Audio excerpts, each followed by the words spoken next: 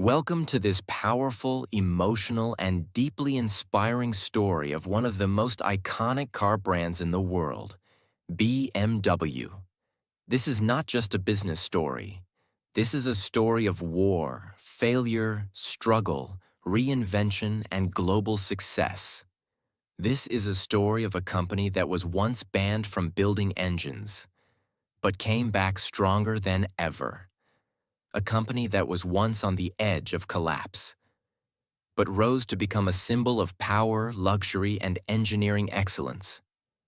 BMW is not just a car brand. It's a dream. It's a lifestyle. It's a global symbol of victory through pain. This story will teach you about history, success, innovation, and the power of never giving up. And it will also help you improve your English, because everything is told in easy, clear, and beginner-friendly language, perfect for listening practice, storytelling, and real-world vocabulary. So if you're learning English, or if you're searching for a story that will inspire you, educate you, and change the way you see failure, watch this video till the end, because this is the real full story of BMW. From warplanes to luxury cars, from ashes to empire, from nothing to global domination. And remember, subscribe to this channel if you want more powerful stories that improve your English and your life. Now let's begin. Chapter 1. The Beginning. Before BMW was born. Let's go back to the late 1800s, to a time before BMW even existed. At that time, Germany was going through massive industrial growth. New factories, machines, and technologies were being built every day. The world was changing, fast, but nobody knew that one of the most powerful car companies in history was about to be born. Not from cars, not even from roads, but from the sky. The original name of BMW was not BMW. It all began in 1913, when a brilliant engineer named Karl Rapp started a company in Munich, Germany, called Rapp Motorenwerke. He was not building cars. He was building airplane engines. Germany needed powerful engines to compete in the First World War, and Rapp's company became a major supplier. His engines were strong, reliable, and fast. Exactly what German aircraft needed. But Rapp was not alone. In the same city, another mechanical genius named Gustav Otto was also building aircraft engines under the name Otto Flugmaschinenfabrik.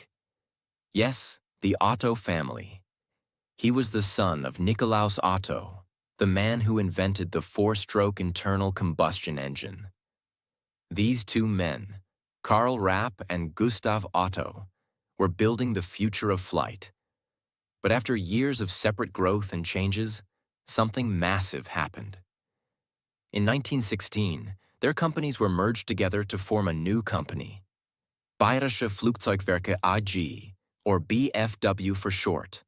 And then, just 1 year later, in 1917, this company changed its name. The new name was BMW, Bayerische Motorenwerke, which means Bavarian Motor Works. The logo they chose? It was a blue and white circle, inspired by the flag of Bavaria, the state in Germany where it was founded, and many people believe it also represents a spinning airplane propeller. BMW was born. But still, they weren't building cars. They were building airplane engines, and they were doing it extremely well. By the time World War I was fully in motion, BMW had become a key part of the German military supply system. Their engines were known for their performance and power in the sky. One of their most famous early engines was the BMW 3A, built in 1917, a six-cylinder inline engine used in German fighter planes. It was powerful enough to fly high without losing strength, a huge advantage in aerial combat. But then, everything changed. Germany lost the war in 1918, and the Treaty of Versailles, signed in 1919, banned Germany from producing aircraft or aircraft engines. This meant BMW, a company born to build airplane engines, was now illegal in its own industry. They were crushed. Their purpose was gone. Their market was gone. Their product was banned. This was their first near-death moment. But BMW did not give up. After being banned from aircraft engine production, BMW had two choices. 1. Close the company and disappear. 2. Reinvent themselves. They chose the second. In 1923, they built something new. It was a motorcycle, the BMW R32. This was a breakthrough. It had a flat twin boxer engine, shaft drive, and the unique horizontal cylinder design that BMW bikes are still famous for today. It was beautiful, strong, fast, and reliable.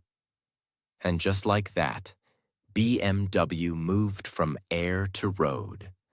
Their motorcycles became popular across Germany and Europe. They were seen as premium, high-quality machines.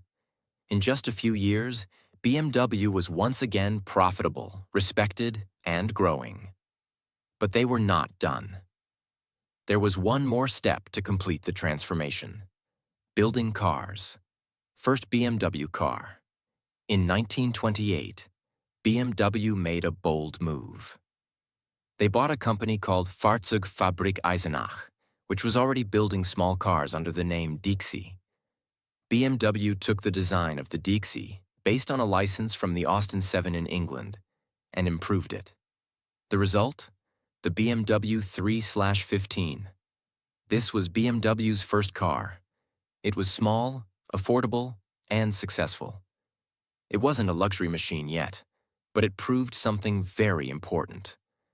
BMW could build cars, and people would buy them.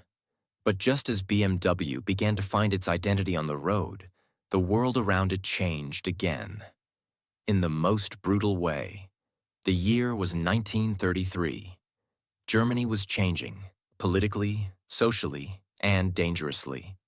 Adolf Hitler and the Nazi Party had come to power, and their focus was clear: military expansion, more weapons, more planes, more tanks, more war.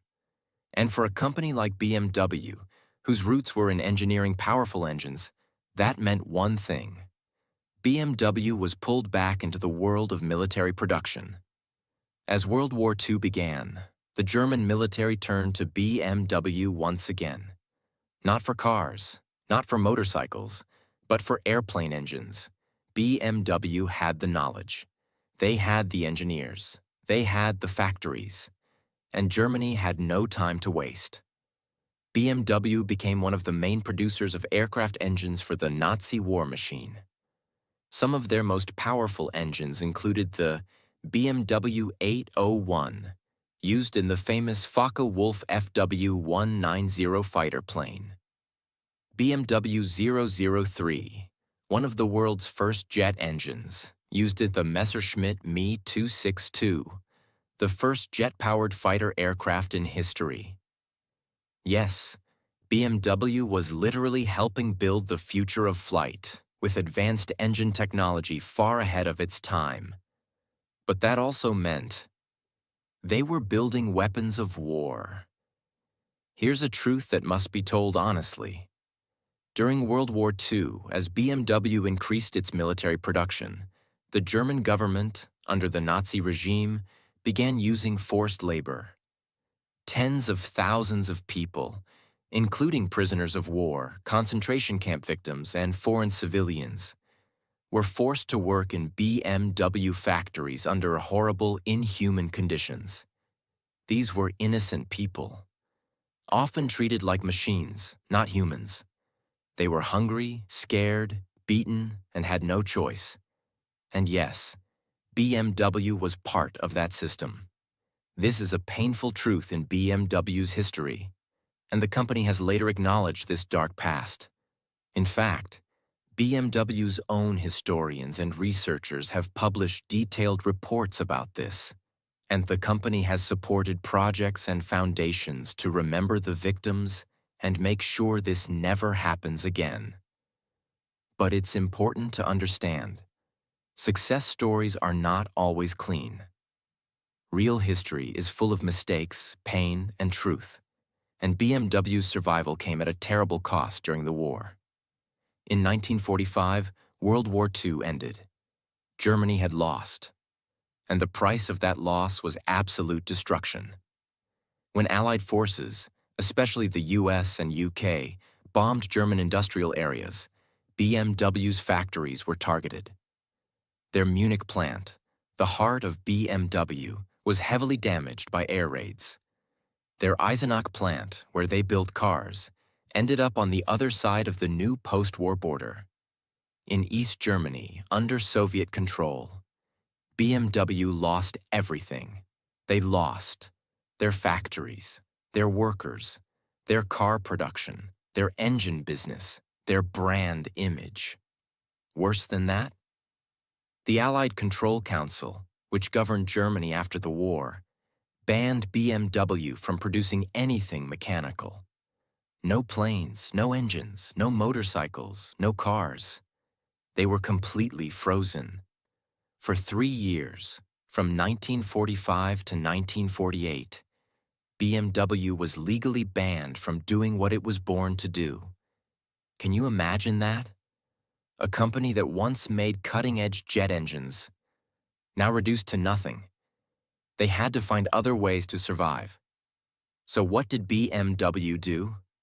They started making cooking pots. Yes, cooking pots. And bicycles and household items. Anything that could be made from scrap aluminum left from bombed aircraft and engine parts. They even made farm tools and kitchen equipment. It was not glamorous. It was not profitable. But it kept a few people employed, and it kept the name alive. By 1948, BMW was allowed to restart limited production, but only for motorcycles. They brought back the BMW R24, a single-cylinder motorcycle. It sold reasonably well, but not enough. In 1951, BMW tried to get back into car production with the BMW 501, a luxury sedan. But here was the problem. The car was too expensive to build. The car was too slow compared to competitors. The car was too expensive for post-war Germans to afford. BMW was bleeding money. The company had fewer than 10,000 employees. They were losing money every single year. By 1959, BMW was almost bankrupt. They were worth almost nothing. They couldn't pay debts. They couldn't compete with Mercedes-Benz, which was dominating the luxury segment. A deal was proposed to sell BMW completely to Mercedes-Benz. Yes, BMW was almost swallowed up by its biggest rival. It was almost gone forever. But then, something happened that saved BMW's life. A man named Herbert Quandt, a powerful German industrialist, saw what was happening. He believed in BMW, even when everyone else thought it was finished. Even when Mercedes was ready to buy it. He said no. He personally invested millions of dollars, in today's money over $100 million, into BMW. He took major control of the company. He restructured the debt, changed the strategy, and saved BMW from collapse. Because of Herbert Quandt, BMW remained independent. BMW survived. BMW had a second chance. This was BMW's turning point. After 2 wars, after being banned, after financial failure, BMW was still standing. But survival is not the same as success. Chapter 2. Reinvention. The ultimate driving machine is born. By 1960, BMW had no strong product lineup, no luxury image, no brand identity. Its only recognizable product was its motorcycles. Still reliable, but not profitable enough to carry the whole company. They had just avoided being swallowed by Mercedes, but they were still seen as small, confused, and financially weak. If they wanted to survive, BMW needed to do three things. 1. Build a car that people loved. 2. Stand for something powerful. 3. Create a long-term vision. And that's where the revolution began. In 1961, at the Frankfurt Motor Show, BMW revealed something totally new. A car called the BMW 1500. It was part of what would become known as the Neue Klasse, which means new class in German. Why was this car so special? Because it was the perfect combination of everything BMW wanted to become. Stylish, but not flashy. Compact, but powerful. Comfortable, but sporty. Affordable, but premium. The 1500 had a 4-cylinder engine, modern design, independent suspension, disc brakes, and could reach 90 miles per hour, 145 kilometers per hour. Very impressive at that time. It had enough space for families, enough power for enthusiasts, and enough soul for people to feel connected. And it worked. The BMW 1500 was an instant hit. Between 1962 and 1972, BMW sold over 300,000 units of the Neue Klasse cars, including the 1500, 1600, 1800, and 2000 models. That might not sound huge today, but at the time, it was life-saving. BMW went from losing money to becoming profitable again. They expanded production, hired more workers, and began investing in new research and design. For the first time in decades, BMW had a future. What made BMW different was not just engineering. It was the feeling they gave the driver. BMW didn't want to copy Mercedes-Benz. They didn't want to build big, heavy, slow luxury sedans. Instead, they focused on something different. Driving pleasure.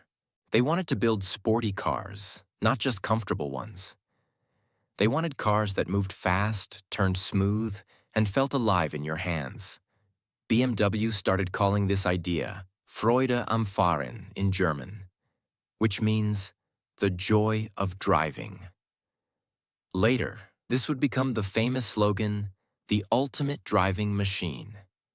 It was simple, powerful, emotional. BMW was not just selling cars, they were selling a feeling of freedom. In the late 1960s, BMW began looking outside Germany. They knew the real money was in the United States, the United Kingdom, Asia, especially Japan. So they began building new partnerships and distribution networks. In 1972, BMW of North America was officially created. Why was this important? Because America was car-obsessed, and it was home to muscle cars, racing culture, and car magazines. If BMW could succeed there, they could succeed anywhere. And guess what? They did. BMW drivers in the US loved the balance of European engineering and sporty performance. It felt like nothing else on the road. The BMW 2002, released in 1968, became a cult car in the US. It looked simple but drove like a beast. Car and Driver magazine called it one of the greatest cars ever made. And sales exploded. By 1975, BMW had become a respected international brand. In 1973, BMW completed its new global headquarters in Munich, Germany. It was shaped like a 4-cylinder engine, a bold symbol of BMW's engineering soul. Next to it, they built the BMW Museum, shaped like a giant bowl. These buildings weren't just offices, they were statements. BMW was saying to the world, we are not just a car company. We are an engineering legacy, and that blue and white circular logo, it became a global symbol of precision, elegance, passion, speed, power. Now comes one of the most important moments in BMW history. Between 1972 and 1977, BMW launched the three core models that still define the company today. 1. BMW 5 Series, 1972. Midsize luxury sedan. Perfect for families and executives. Balanced, beautiful, reliable. 2. BMW 3 Series, 1975.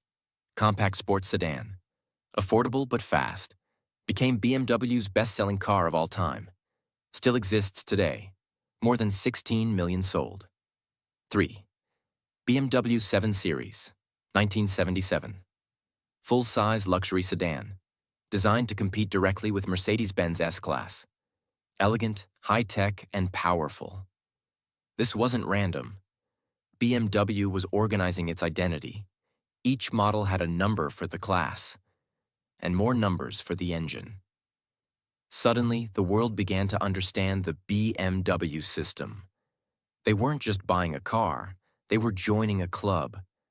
By 1980, BMW was no longer just surviving. It was thriving. Some numbers to show the transformation. In 1960, BMW made around 20,000 cars per year. By 1980, BMW was making over 350,000 cars per year. By 1990, that number crossed 550,000 per year. Their revenue in 1990 was around $21 billion, adjusted for inflation. Their cars were sold in over 120 countries. Their motorcycles were still respected. Their engineering department was working on next-gen engines, design, and even concept cars. From a company that once made cooking pots to survive, BMW was now a symbol of power and success. By the end of the 1980s, BMW had established itself as a world-class brand, no longer struggling, no longer in survival mode, but thriving, expanding, and winning. They had created the 3 Series, 5 Series, and 7 Series, opened new factories, and entered major markets like America, Japan, and the Middle East.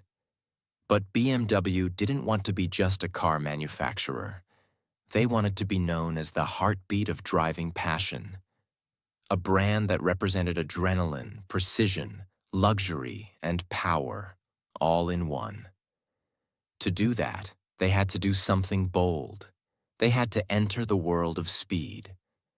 BMW knew that to prove its engineering dominance, it had to win on the racetrack. And so, in the 1970s and 80s, they began pouring their soul into motorsport.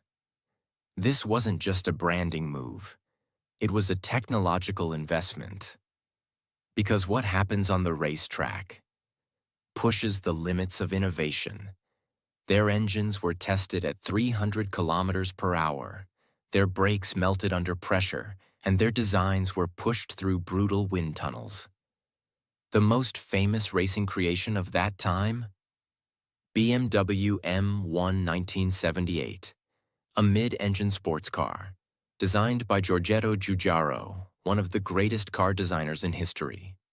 277 horsepower. Top speed, 162 miles per hour, 260 kilometers per hour. Built for Group 4 and Group 5 racing. This car was fast, low, aggressive, and unlike anything BMW had ever made. It wasn't just a race car. It was the birth of a new era. In 1972, BMW had quietly formed a special team, BMW Motorsport GmbH. This was a secret squad of engineers, designers, and racers. Their mission? To take regular BMW cars and turn them into beasts. In the years that followed, this team would create the legendary BMW M3, BMW M5, BMW M6, and eventually the M8. These were not just fast cars. They were weapons. They were luxury with fire in the veins. They became the dream cars of a generation. Let's break it down. In 1986, BMW introduced the first M3 E30. This car shocked the world. It had 2.3-liter inline-4 engine, lightweight body, a screaming high-rev engine sound, track-ready suspension, a 0 to 60 miles per hour time of just 6.7 seconds, which was super fast in the 1980s. But what made the M3 legendary wasn't just speed. It was balance. You could drive it on the track and then take it to the grocery store. It was a car that made you feel like a racing driver even if you were just going to work. It won multiple world championships, dominated touring car racing, and built a cult following that continues to this day. By the time the next generation M3 E36 came out in the 1990s, BMW had already sold over 200,000 units of M-series cars, generating over $10 billion in revenue. And they weren't done. As the 1990s began, BMW's identity was fully clear. It was not just luxury like Mercedes. It was not just technology like Audi. It was the ultimate combination of style, sport, and soul. Celebrities started driving BMWs. Musicians mentioned BMW in their lyrics. Entrepreneurs chose the 3 Series as their first luxury car. The 7 Series became the car of choice for diplomats and CEOs. Every BMW model became a statement. The 5 Series meant, "I've made it in life." The 3 Series Coupe meant, "I'm young, rich, and fast." The M5 meant, "I want a supercar in a suit." Even movies got involved. James Bond drove a BMW 750 IL in Tomorrow Never Dies, 1997. Mission: Impossible featured BMW M5 chases. BMW Films was launched. Short cinematic films starring Clive Owen, made to show the emotion of driving. This was brilliant marketing. BMW was no longer just a company. It had become a culture. With growing demand, BMW had to scale fast.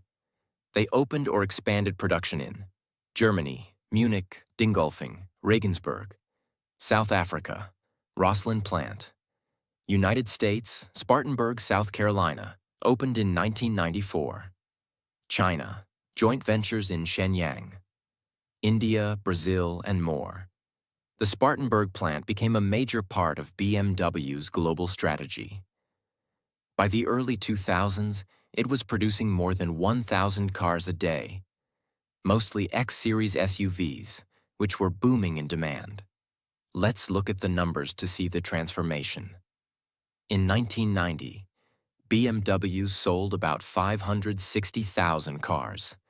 Revenue, approximately $21 billion. In 2000, sales crossed 1 million units. Revenue, $45 billion.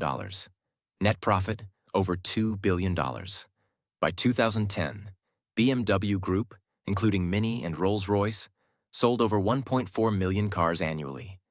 Revenue, $80 billion. Net income, over $4 billion. In just 20 years, BMW had quadrupled in scale. BMW wasn't just chasing speed. They also focused on safety, engineering precision, technology, comfort, sustainability. They introduced features like iDrive, a touchscreen plus dial controller system, heads-up display, adaptive cruise control, run-flat tires, active steering. And all of this came without losing performance. This balance is what made BMW a different beast. Even before the world went electric, BMW began planning for the next era. In 2011, they announced the BMW i brand, their line of electric and plug-in hybrid vehicles. Their first model, BMW i3, launched 2013. A small, futuristic electric city car, made with carbon fiber reinforced plastic, lightweight, designed for sustainability. Followed by BMW i8, a plug-in hybrid sports car, futuristic design, a symbol of what cars could be. BMW was now preparing for a future where speed and sustainability could coexist. Chapter 3: The Age of Challenge. BMW versus the future. In the early 2000s, a new player entered the automotive world: Tesla, led by Elon Musk. At first, traditional companies like BMW didn't take it too seriously. Tesla was small, American, and only made electric cars, which many people still thought were weak, boring, or impractical. But Tesla had something powerful: vision. They weren't just making cars. They were building a movement: clean energy, innovation, and disruption. By 2012, the Tesla Model S arrived. It was luxurious, silent, fast, and ran 300+ miles on a single charge. And suddenly, people started asking, why should I buy a BMW if I can get a Tesla? This was the first time in decades that BMW faced a real threat to its image. Not from Mercedes, not from Audi, but from an outsider. Governments around the world were also changing their laws. Countries like Germany, France, Norway, UK, China began announcing future bans on gasoline and diesel engines. Some said no petrol cars after 2035. Others pushed for 100% EV by 2040. BMW's success had always been built on the internal combustion engine, that deep, powerful roar that made people fall in love with driving. Now the world was saying, turn off that engine or die. This wasn't just a marketing challenge. This was a complete transformation of identity. BMW had to make a decision. Do they go fully electric and leave behind 100 years of engine mastery? Or do they fight back and hold on to tradition? The answer was complicated. Instead of copying Tesla completely, BMW launched a new strategy called the power of choice. Their idea was this: we will give customers whatever powertrain they want: gasoline, diesel, hybrid, or electric. We won't force them. We will offer everything. This sounded smart. BMW started building flexible platforms, meaning the same car could be built with either a gas engine or an electric motor. They began launching new EVs and plug-in hybrids: BMW 330e, plug-in hybrid; BMW X5 xDrive 45e, BMW iX3, BMW i4, electric sedan, BMW iX, fully electric SUV. These cars were good, elegant, fast, luxurious, and technologically advanced. But there was a problem. They didn't feel revolutionary. They felt like BMWs with batteries, not futuristic visions. In comparison, Tesla was updating its cars over the air, offering autopilot, breaking 0 to 60 miles per hour records, building gigafactories in record time, making headlines daily. BMW's customers loved their cars, but the world's attention was shifting to newer, louder, faster-changing brands. In the 2020s, BMW made a bold design decision. They started releasing cars with huge front grilles, especially on the BMW 7 Series, BMW iX, BMW M3 and M4, G80/G82 models. Traditionally, BMW had a kidney grille, elegant, sporty, compact. But now it was huge, vertical, and extremely bold. The internet reacted immediately, and not in a good way. Car fans called it ugly, too aggressive, a design mistake, ruined face of BMW. Even loyal fans started asking, what happened to BMW's design soul? But BMW stood firm. They said, if people are talking, we're doing something right. We don't want to be boring. It was a risky move, but it created massive attention. BMW made headlines around the world. Some people hated it, others loved it, but no one ignored it. Despite the challenges, BMW remained financially strong. Let's look at the numbers. 2015. Revenue, $100 billion. Net profit, $7 billion. Cars sold, 2.25 million. 2020, pandemic year. Revenue, $106 billion. Net profit, $4.7 billion. Cars sold, 2.3 million. 2023. Revenue, $157 billion. Net profit, $18 billion. Over 2.5 million cars sold. Over 376,000 electric vehicles sold, including hybrids and full EVs. BMW was not dying. It was adapting, but slowly and carefully. BMW also began focusing heavily on technology, voice assistants inside the car, digital dashboards, BMW Operating System 8, over-the-air software updates, gesture control, integration with Apple CarPlay and Android Auto. They also began partnering with tech companies for autonomous driving, smart parking, artificial intelligence inside the car. They created the BMW Digital Key, allowing your phone to become your car key. The company was sending a clear message. We are not just about engines anymore. We are about innovation. One of BMW's smartest moves in the 2020s was rethinking its brand message. Instead of only focusing on horsepower, top speed, 0 to 60 numbers, they began focusing more on joy, freedom, sustainability, emotion. They redesigned their logo in 2020, making it flat, modern, and minimal, a symbol of digital evolution. Their slogan also evolved from the ultimate driving machine to a more emotional approach, sheer driving pleasure. They wanted people to remember that a BMW is not just transportation. It's an experience. BMW also continued managing two of the most famous sub-brands in the world, Rolls-Royce, Mini. They had purchased Rolls-Royce in 1998 and Mini in 2000. Both brands were very different. Rolls-Royce, extreme luxury for billionaires. Mini, urban, fun, youthful cars with personality. But BMW handled both brilliantly. They kept the heritage, the design soul, the target audience, and still brought in modern tech, electric variants, and global sales. BMW's long-term strategy, called Neue Klasse, yes, same name as the 1960s revolution, was reintroduced.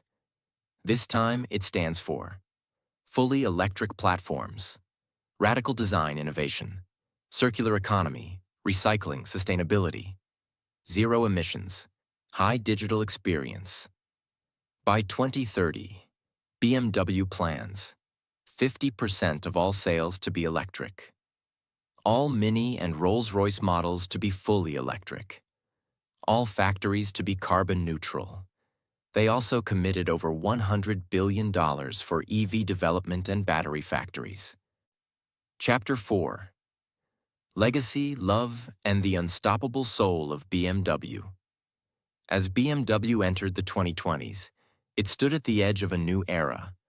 Not just a new chapter in design, or new technologies, or new electric ambitions, but a new kind of challenge. To stay human in a world becoming more machine. To stay emotional in a time becoming more digital. To stay BMW in a world trying to change what cars mean. Because BMW's story has never been just about building cars. It has always been about something much deeper. You see, when someone buys a BMW, they're not just buying a machine. They're buying confidence, movement, dreams, power that listens, and sometimes the proof that they made it. Ask any passionate BMW driver and they'll tell you, when I sit behind that steering wheel, I feel alive. There's a reason the brand has survived. 2 world wars, economic collapse, legal bans, near bankruptcy, global competition, technological revolutions, and the biggest transformation in car history, electricity.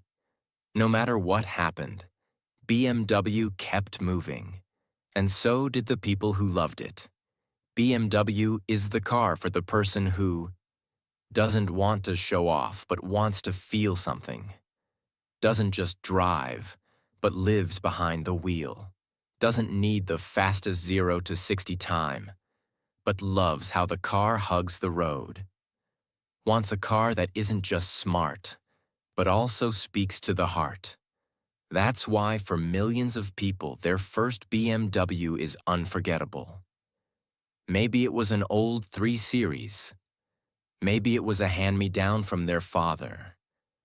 Maybe it was a second-hand car they saved up years for. Maybe it was the reward they gave themselves after building a business. But it meant something. It wasn't about leather seats. It was about that first morning drive, the first turn, the way the engine whispered, "You're not just going to work today. You're alive." BMW's journey is one of the most powerful business lessons in human history. Here's what it teaches us. 1. You can be reborn more than once. BMW was almost destroyed multiple times. In 1919, when Germany was banned from making planes. In 1945, after their factories were bombed. In 1959, when they were nearly bought by Mercedes. In the 2010s, when Tesla stole the spotlight. But every time, BMW didn't cry. They rebuilt, reimagined, and rose again. In life and business, you will fall. That doesn't mean you're finished. It means you're ready to transform. 2. Don't be afraid to change. BMW didn't say, "We're just an engine company." They became a motorcycle innovator, a car legend, a luxury designer, a racing champion, a technology leader, an electric pioneer. If they had refused to adapt, they would have been gone decades ago. If you don't change, the world will leave you behind. 3. Legacy is built through pain. People respect BMW not because it was perfect, but because it suffered, survived, and kept going. The beauty of BMW is in its imperfections. The wars it had to live through, the markets it lost, the mistakes it made, the criticism it faced. But the soul always remained. As of the latest numbers, BMW Group's total value is over $110 billion. Annual revenue exceeds $157 billion. Net profit over $18 billion per year. Employs 130,000 plus people globally. Presence in over 140 countries. Produces over 2.5 million vehicles every year. Electric and hybrid vehicles make up 25% plus of total sales. Owns and operates BMW, MINI, Rolls-Royce, and BMW Motorrad motorcycles. BMW is not just surviving, it's leading again. But now, the question is not just about money. It's about meaning. As AI grows, as roads become autonomous, as EVs become silent, will BMW's passion still matter? Yes, because BMW is preparing for a future that combines emotion with software, performance with electricity, heritage with innovation.